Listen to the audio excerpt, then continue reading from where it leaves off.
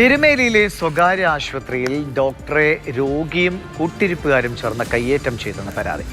Erumeli police കേസെടുത്ത് അന്വേഷണം തുടങ്ങിയിട്ടുണ്ട്. പ്രതികൾ ഒളിവിലാണ് എന്നാണ് വിവരം. ഇതാണ് ലഭ്യമാകുന്ന ദൃശ്യങ്ങൾ.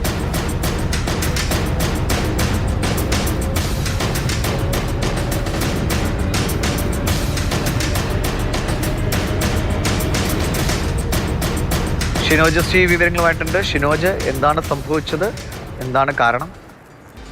ദിവിഷ, എരുമേലി മുക്കൂട്ടുതറയിൽ പ്രവർത്തിക്കുന്ന സ്വകാര്യ ആശുപത്രിയിൽ ഇന്നലെ വൈകിട്ട് 3:15 കൂടിയാണ് ഈ സംഭവങ്ങളൊക്കെ തന്നെ നടക്കുന്നത്. തലപ്പെരുപ്പമാണ് എന്ന് പറഞ്ഞുകൊണ്ടാണ് ഈ മുക്കൂട്ടുതറ സ്വദേശിയായിട്ടുള്ള പ്രിൻസ് ഈ ആശുപത്രിയിൽ ചികിത്സയ്ക്ക് എത്തുന്നത്. കൂടെ സുഹൃത്തുക്കളായിട്ടുള്ള ജോബിൻ, അനന്തു ഈ രണ്ടുപേരും ഉണ്ടായിരുന്നു.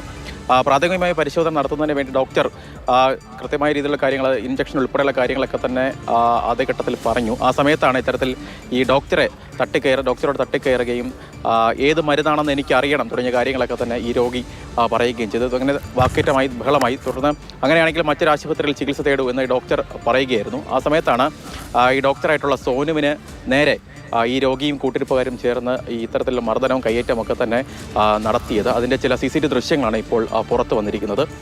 മർദ്ദിക്കുകയും ഡോക്ടറെ വയറ്റിൽ കത്തി കയറ്റി കൊല്ലുമെന്ന് ഭീഷണിപ്പെടുത്തുക ഉൾപ്പെടെ ചെയ്തതായിട്ടാണ് നിലവിൽ ഇപ്പോൾ ഈ പരാതിയിൽ പറയുന്നത്. അതുമായി ബന്ധപ്പെട്ട പരാതി ഇന്നലെ തന്നെ എരുമേലി പോലീസിന് നൽകിയിട്ടുണ്ടായിരുന്നു. പോലീസ് നിലവിൽ കേസ് എടുത്തിട്ടുണ്ട്. ഈ പ്രതികളെല്ലാവരും തന്നെ ഒളിവിലാണ് എന്നാണ് പോലീസ് പറയുന്നത്. എന്തായാലും പ്രതികൾക്ക് വേണ്ടിയുള്ള തെരച്ചിൽ പോലീസ് കാര്യമായി തന്നെ നോക്കുന്നുണ്ട്. പ്രത്യേകിച്ച് ഇത്തരത്തിലൊരു ഡോക്ടറാണ് കൈകാര്യം ചെയ്തിരിക്കുന്നത്. അതുമായി ബന്ധപ്പെട്ട CCTV ദൃശ്യങ്ങൾ ഉൾപ്പെടെ പുറത്തു വന്ന സാഹചര്യത്തിൽ പ്രതികൾക്ക് വേണ്ടിയുള്ള തെരച്ചിൽ വളരെ കാര്യക്ഷമമായി തന്നെ നടക്കുന്നുണ്ട്.